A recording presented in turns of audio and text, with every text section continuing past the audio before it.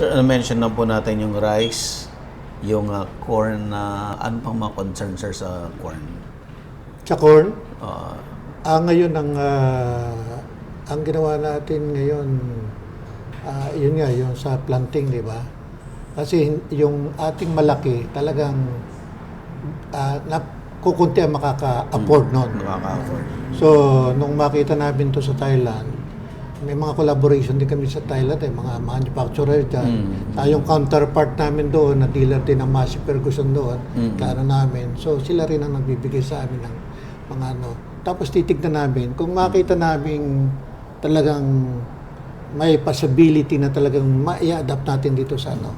So, ongoing pa rin yung pag-introduce nyo nito ngayon? Oo, sige kami. Sa corn, ang nasolusyonan namin is the drying of the corn. Drying. Drying. Okay. Before, di ba, syempre marami tayong bagyo.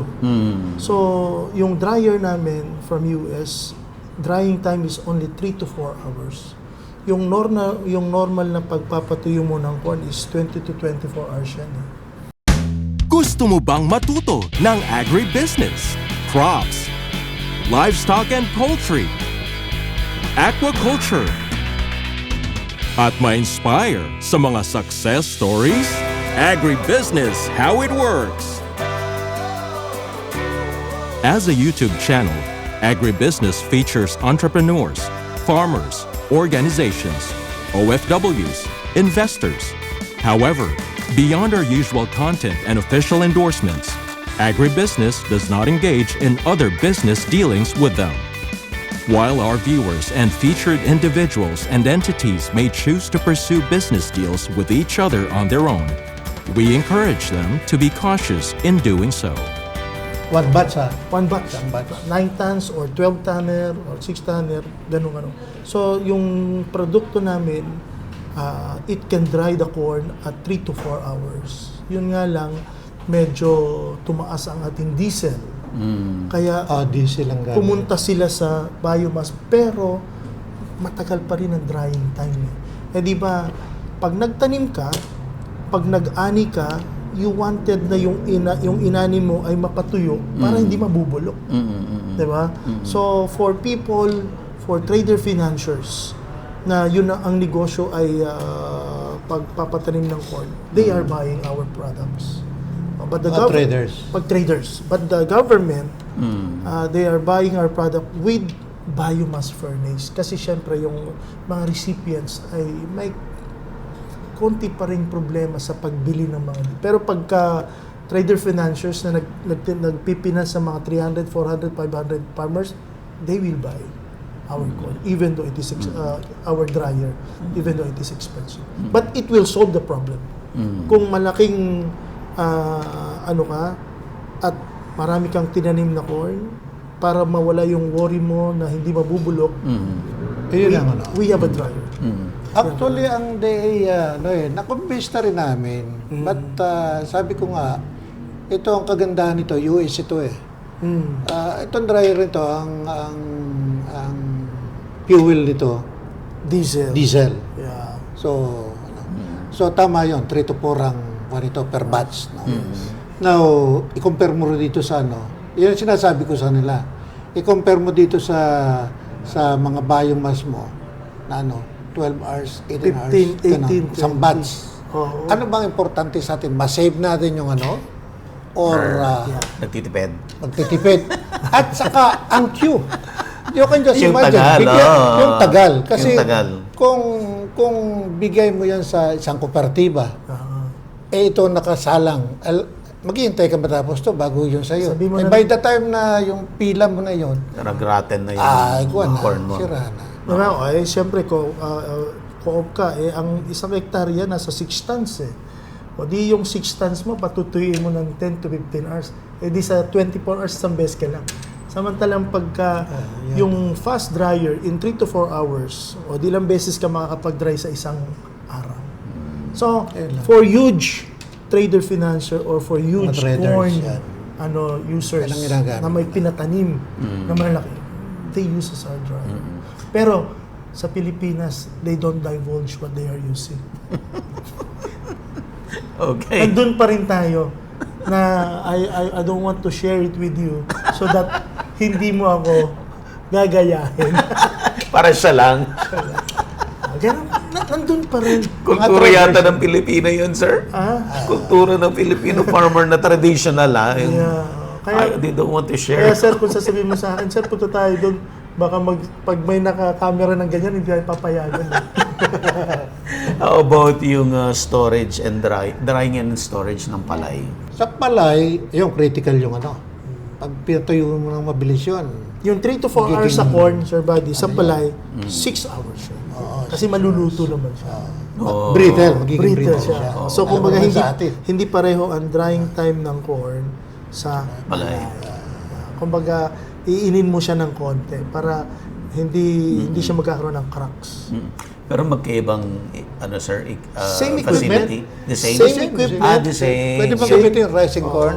Babaguhin mo Yung lang yung temperature lang, temperature. at saka Temperature yung lang. haba. Yes, yung time niya. Siyempre, pag binaba mo yung init, hahaba yung drying time Drying mo. time. Pag minaximize mo yung init, maiksi yung drying Pero ang time. importante dyan, Pero especially matagal na sa yan, corn, nandito na yan sa atin ng mo eh. 2004 pa. Kaya Talagang talagang... mga traders. Oo, kumbaga, proven, reliable, dependable, with free service and spare parts.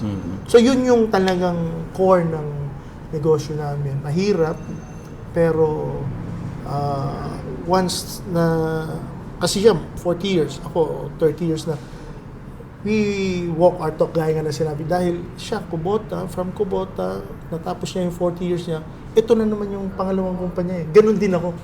Hindi kami nagpalipat-lipat sa iba't ibang products. Kaya siguro yun yung edge namin dalawa, na kung ano yung sinabi namin is based on our experience for the last 30 and for the last 40. Kaya namimili kami ng produkto. Kaya hindi yung mabenta to dito. Yeah. Sir, what about yung other crops? Okay, tapos na tayo sa rice and corn. How about sugarcane? Sugarcane, the product that we have is tractors yan. Tractors. Yeah. May planters din ba for sugarcane? Yes, pero marami na Implements yung lang yan. implements yan. Implements. Locally, kasi ginaya na nila yung mga ano. Ay local, mayroon Thailand kami. Meron, yeah, meron ding imported. Yeah. Kompleto kami doon. Tapos mayroon kaming, ano ito? Cane, ano? Cane grabber. 'Di ba pag sa sugar cane, tinabas. Tapos ilalagay mo sa ano? Truck. Truck. Isasalan sa- Maraming labor 'yon. Oo. Meron ng equipment ngayon na hahakutin mo 'yan tapos ikaw na Ilalagay na niya doon? Yes. Cane grabber ang tawag na. Cane grabber 'yon. Wow. Ngayon, ang pinakadulo nun is yung sugar cane harvester. Pero wala kami nun. Wala kami na. Kasi mahal na yun. Talagang 17 to 25 million yan ang bawat isa. Malalaki naman sir mga nasa sugarcane. Yes. Pero hindi rin ano eh. If we are to... kung isusuma natin yung total na sugarcane harvester dito sa Pilipinas, eh wala sigurong 100 eh. Maliit ang ano. Kasi nga, maliliit Traditional yung pa rin. ano natin. At saka, hindi ka pwedeng pumunta sa fully mechanized sa sugarcane because majority of sugar planters, hindi nila pag-aari yung Ayan. lupa nila. Na kung rented siya, hindi mo pwedeng i-develop ng gusto. Oo. Sa sugar, marami rin kaming implements katulad yung yung biomass sa San Carlos Biopower. San Carlos Biopower. San Carlos Yung, Biopower. 'di ba, mag-harvest ka ng sugar, no? Marami yung parang tib-tib yung mga pinagtabasan. Iniipon yun. Ginagawang baler yan. Tractors. Tapos ay baler kami. Ibe-bale nila yon, bodega nila para sa energy. Ewan ko, tumatakbo na ba yan? Tumatak mo. Oo. Marami kami nabenta noon na mga equipment doon. For energy na. Lahat ng mga dahon-dahon ng sugar na iniipon nila tapos yan ang gagamitin nilang ano. Once We complete the line, Sir Buddy. For example, sugarcane, Implements. ayan, may tractor ka, may implements na ikakabit mo sa tractor para maging ano siya, movable. Marami kaming customer dyan sa Negros. Negros. Pagdating sa And sugar. I think, pasasabi ko na yung product namin sa sugarcane, which is the Tractor Massey Ferguson, it's one of the, nandun siya sa taas. Ayan. Sir, sa corporate farming, banana, kumusta? Banana, ang kuha Hindi namin sa masyado. banana. Irrigation. Irrigation. Because we have UST to, yung Rainbird. Rainbird. Meron And kami. Iritech. Yung Iritech. Okay. Mayroon kaming kuha sa irrigation. I think Iritech Yes, sir. na-equip mo Yes. yun eh. Yes, sir. Naku, may promise Oh, pa yes. sa akin si Sir Jerry. Jerry, dadali mo ko sa Mindanao. Yeah. Pero, Naniningil na ako. pero talagang masusing pagpapaalam yun. Mas susing magpapaalam din. Okay. Oo. Yun, sa corporate, Collaboration kami niyan. they have banana and Pineapple. Pineapple. Sa pineapple. 85%. Wow. Kami na. This is a Maganda pineapple. sanang maipakita mo kung gaano kalalawak yung mga Oo. farms na yan, pero Oo. baka hindi tayo pa yan. Oo. Hingi ka ng permiso sana. Pero yun kasi yung yung ang ordinary Filipino, ang tingin nila sa farming, yung nakikita lang nila na maliliit, di ba? Yung kamag-anak nila na maliit na farmer. Hindi nila nakikita yung magnitude ng farming ng pineapple, di ba? Na Makakabilib ka. nakakabilib talaga. No? Hindi naman lagi tayong kulelat. Hindi. Meron naman tayong industry na tayong nangunguna. No. Oo. It's huge. Yung mga corporate accounts na yan, sir, malalaki.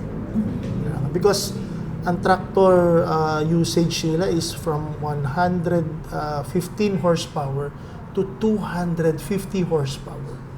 Mga air-conditioned tractors yung mga. No. Yeah. Na pag ordinary farmer talaga hindi mo siya makikita. Nasa loob sila. Ito yung mga just like yung dalawang pinakamalaki nating corporate accounts dito. It's 26,000 hectares. Sa isang 26. account pa lang yun. 26,000 Hectares. Tapos yung isa, Ilang bayan yun? 22,000 hectares. They're big. Yeah. Malaki siya. Malaki. Yan ang sa agri-machineries, ang importante talaga parts and service. Yes. Parts and service. Maraming magaganda. Yun ang pagkakaiba namin. Yun ang Itong nasa corporate accounts, very critical sila sa service after sales and spare parts. Kasi malaking negosyo yun eh. You can imagine that their tractors are working 16 hours a A day. day. Wow. Yes. So they cannot afford that if they will use a tractor that will not be reliable and Tapos dependable. yung work nila all year round.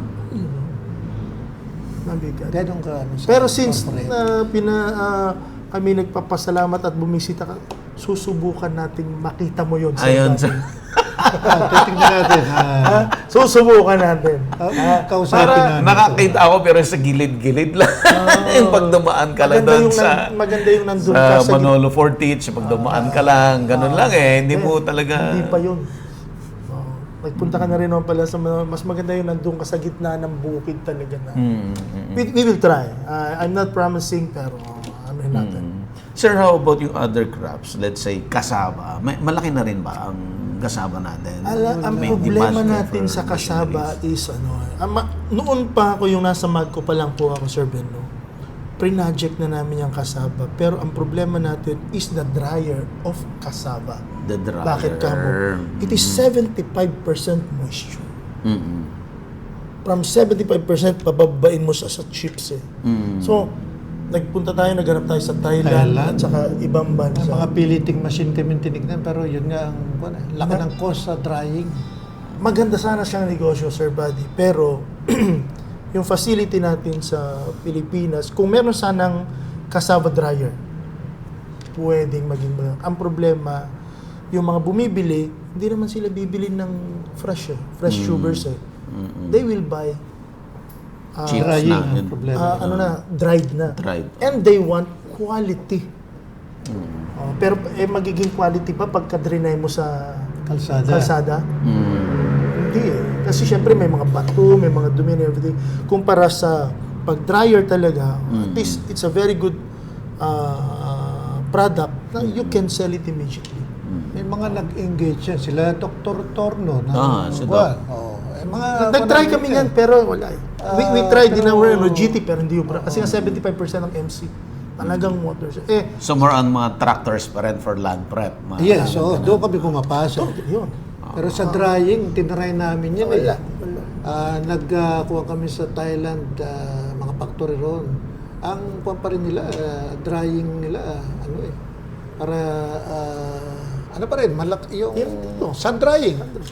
Ang capacity ng isang kasaba, a very good kasaba, hindi ko alam, yung alam ko noon, 75 na kung baka may variety na sila na Malalaki 80 tons o 1 ton per hectare. Wala Dr. Torno, nagtanda na kasama. Magaganda na rin mga varieties kanya. gamit nila. Di ba? Pero ganun pa man, di sila makapag-extend ng expand ng malaki. Kunyari sabi mong 80 tons per hectare, kung meron kang 50 hectares times 80, paano mo siya mapapa-dry? Hindi bibili si buyer ng ng hindi dry. Yun ang problema. Malaki ang requirement natin. So, land preparation. Ang problema. Yun ang negosyo natin. Doon kami pumapasok. Pero yung drying, nag-try na kami maghanap masyadong expensive kung halimbawa ang energy na gagamitin mo, itong kuryente, nako. O kaya wala kami makita sa Thailand. Yun ang namin. Basta tinitignan din namin kung paano kami makapag-bring in. I think, kahit hindi lang sa Thailand, Far East Asia, kasi matagal ko nang pinapahanap yan Hindi pa rin, dahil kasi nga masyadong ang wet na wet. Ang palay natin, 27 to 30, 33, 34 lang Ito, you can imagine, 75. 75. Mga orchards, sir. Orchard yun, irrigation. Land prep din. Land prep, Irrigation. irrigation. Saka yung maintenance, of course, kailangan mo rin ng grass cutting equipment yan. Yeah. Meron. May mga equipments kami. Kompleto rin kami doon. So, yung orchard, marami na rin kami kino-cover. Tapos, marami nag-i-engage ngayon na maliliit. Kung minsan, hobby lang. Itong mga small na, anong tawag dito? Yung Greenhouses? Mga greenhouses. Meron kaming division na nag-handle nun. Irrigation. Para sa irrigation, we handle Rainbird. It's made in US. Very trusted in landscape and golf. Tapos, syempre, since ang tao nga, di ba, talaga may high-end at low-end So, rather than aalis pa sa amin, so we are blessed with Jerry na in-appoint kami as dealer. So, sa mga hindi makakaya ng Rainbird, hindi meron kaming irrigate. We need to adapt. Kaya aalis pa Pumasok na nga sa tindahan mo, aalis pa. Pero, hindi talaga, never namin trinay na we will go yung price talaga na mabababa just to sell now. Kasi we know Orchard, na maganda rin. we know na talagang babalik din sa amin yun naman. Pero Yan. Sir Bong, nung nag-start kayo, Wala. malit kayo 5 lang kami, sir. sa buong kumpanya. 20 square meters, office, 5 personnel. Talaga. Now, 13 branches, 178 people. And ano yan, in the span of how many years? 14 years. 14 years lang? Yes. The success Wow. the success is the people and then the brand. Kumbaga, the people that we hire are the one that are trusted in the industry. Kumbaga, kunyari kinuha kita, matagal ka na, you are happy with the company, you will ask your friend, you will ask. So, kumbaga, walang bagong pumapasok. Kumbaga, everybody is being invited by the people who works in the company. Ganun yung Kaya, Galing. walang 2 years old, 3 years old, kumbaga minimum experience ang tao namin dito are 15, 20, 25. These are the people that are good, very good name in the industry. Swerte kami, I'll be honest, kasi talagang pupunta sila sa amin. So, most of my people are having this kind of a service vehicle. So, mobile sila. So, when they need it tomorrow, anytime they can go. So, we have trailer, we have also gensets. So, kumbaga, a little of everything, Sir Buddy. Na kapag may hiningi ka, di ka nalalabas. And ito naman ang aking, si Boy nga pala, which is our warehouse manager. Hello. Galing din kasama ni President Ben. Na kumbaga, nagtayo kami ng kumpanya, ali kayo. Yun. Ako din naman, lahat yung mga dati kong kasama sa kumpanya, ali kayo. Yeah. So, these are the Yanmar engines. So we have Yanmar. engines, diesel, okay? We have air-cooled and then we have water-cooled. Ito naman yung levy maker. Grabe. Oh.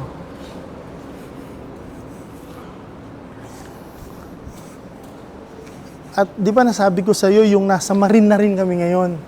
Kasi from farming, from agriculture, binigay din sa amin 2 years ago yung exclusive distribution ng marine engines.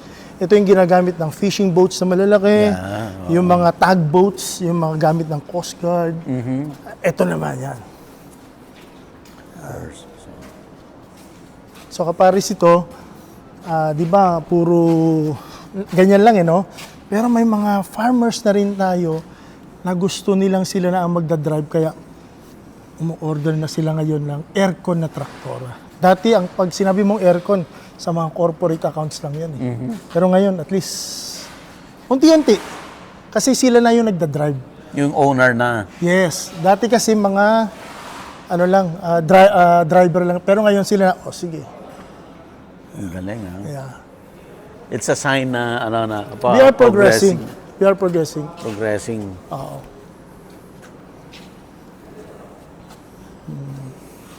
Ayan, dito pa sir. Itong motor, sir, ano yung mga daming boxes na yan? Those are engines. Engines lahat Di ba yan. sabi ko, di ba, ang Yanmar kasi high-end siya. So I have a Kayo engine, an air-cooled diesel engine that came from China pero isa siya sa top 3 brand ng China. Kaya hindi rin kami mahihiya na ibenta siya na isama sa ranks ng product namin dahil quality rin siya. So kumbaga, if you are to compare that engine to all other China engines in the market, isa kami sa pinakamahal. Tatlo kami pinakamahal Isa kami. But, again, iba pa rin yung quality talaga. Marami talaga na bumibili. So kumbaga may high-end, may low. So we have genset, we have engine also, and then ito China yan. Generating set, Sir Brandy, from 3 kVA up to 1,200. We have it on stock. Yeah. So hindi ka na maghihintay ng ng 1.5 month or 60 days. We have it here. Pag may need, diretso, deliver. Kaya if they need 50, 75, 100, 125, 200, 225, 300, we can yun minsan yung advantage namin. Pag may nagtanong, may stock ba kayo, hindi na kami maghintay, meron, bukas. I-deliver namin. Ito naman yung tractor, which is our main business. Ito yan. Yeah. Hanggang dun yan, sir. Ayan. Dami. We operate in 13 branches. You can imagine, lahat ng branch namin, meron ding, kung ano yung nakita mo rito, lahat yun nandun din sa branch. So, ito yung pinaka, namin, bodega.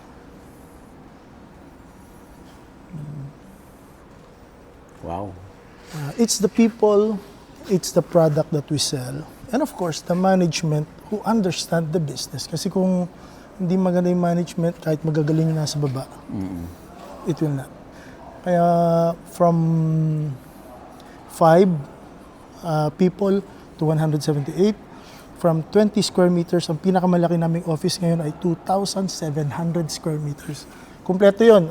Nandun yung showroom, nandun yung parts, nandun yung service. Kompleto. Pero lahat yun, all rented pa rin. Grabe, ganito kalaki, no?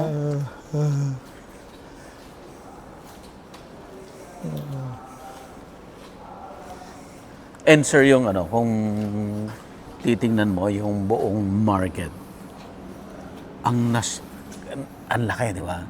Pero ilan na yung nasa-serve nyo? Ilan pa yung itatap nyo pa? Kaya nga sa Philmex, sabi nga nila, di ba, 2.6. If we can be 4 or 5 horsepower, napakalaki pa, sir. Kung ngayon, we are already selling tractors at 4,000 a year. baka umabot tayo ng 8,000 a year. Malaki pa rin. Napakalaki pa rin, sir. Tapos, syempre, 2 or 3 years as the farmer improve, syempre, gusto nilang, yung luma nilang ginamit, papalitan na naman. Kaya nga, Tuloy-tuloy. yeah. Doon sa engines namin na Yanmar alone, high-end na. For 14 years, we sold around 90,000 already. So talagang nasisira eh. It's an equipment. Although, sa product namin, Caparis Tractor, from the time I started, 1996, kaibigan ko pa rin sila hanggang ngayon. Dahil yung binibenta ko ng 1996 hanggang ngayon, ginagamit pa rin nila kasi bumibili pa rin sila sa akin ng spare parts. Parts. Yes. At saka service. Yun yung malaking pagkakaiba sa paningin ko ng Masi. Kaya hindi ako pumunta sa ibang brand. Na kumbaga, sa iba kasi, after 5 years, iba na ang pyesa. Oo. Dito, hindi sir. Kahit na 15 years, 20 years, 25, may pyesa pa rin. Yeah. Konti lang ang kita, pero maganda yung pagbibili na sila sa'yo ng parts at saka yung word of mouth na maganda to. But that one, ayan, hanggang sa corporate. Ito malalaki. Sa akin yan. Sa amin yan. Master Ferguson. Ang galing noon, may niche kayo, no? Meron. Pag drive mo ito, kumpara sa kalaban namin, sabi nila comfort, power. Pag I hope makapunta tayo sa Dole, wala kang makikitang ganyan. Puro cab. Cab tractors. Malilit to, sir. Ito yung local na binibenta namin dito. Pag sa corporate, mga mga cab. Mas malalaki. 140 to 250. Yeah. Malayo malalaki. Ito yung dryer, pero hindi mo siya makikita dahil, disassembled. Yung sinasabi kong 3 hours drying time. Yeah. So, kumbaga yan, pag may order sa amin, ina-assemble namin. Tapos yan naman yung, di ba, sa sugar nagtanong ka, na pag tinabas noon, meron ng equipment na dadamputin at saka, Yan na yan. Pero ito, tractor, tractor attach yan, ikakabit mo sa tractor para pero meron din kami yung talagang self-propelled na hindi traktor na mas mabilis. So baga, we complete the lines sa sugar, sa corn, sa rice, sa pineapple at banana para kanya-kanya segment eh. Pag meron kami maibibigay. Ganun yung sa atin eh.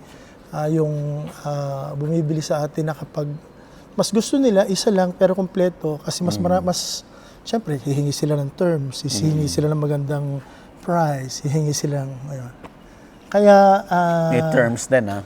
meron. Yun ang sa atin na ngayon. Before, it's cash basis. Pero ngayon, talagang you will invest. Even for the, medyo mayaman.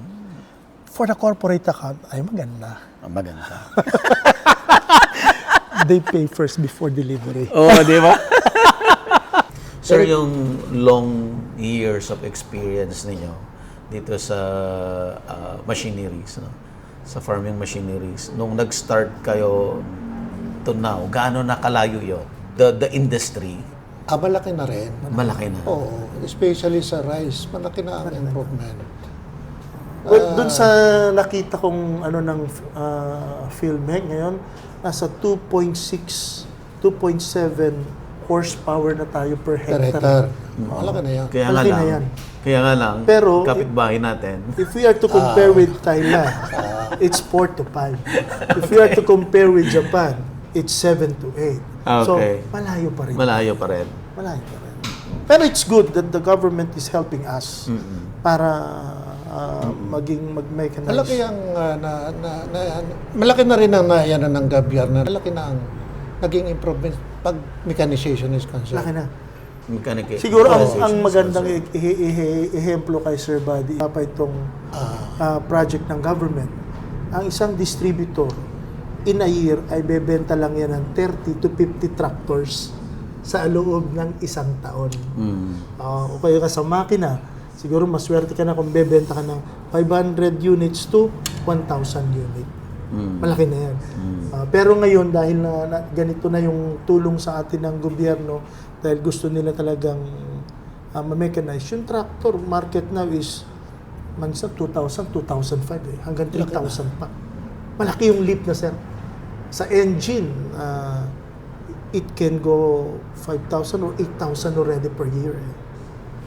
So kaya kami dito, nasa industry ng agriculture, magandang negosyo na rin. Maganda. Kaya malaki na rin ang mechanization natin compare noon. Kasi nag-start kami 1965, talagang wala. May mga ilang pang kalabaw pero hindi na yun, wala na. Kaya lang, sabi ko nga,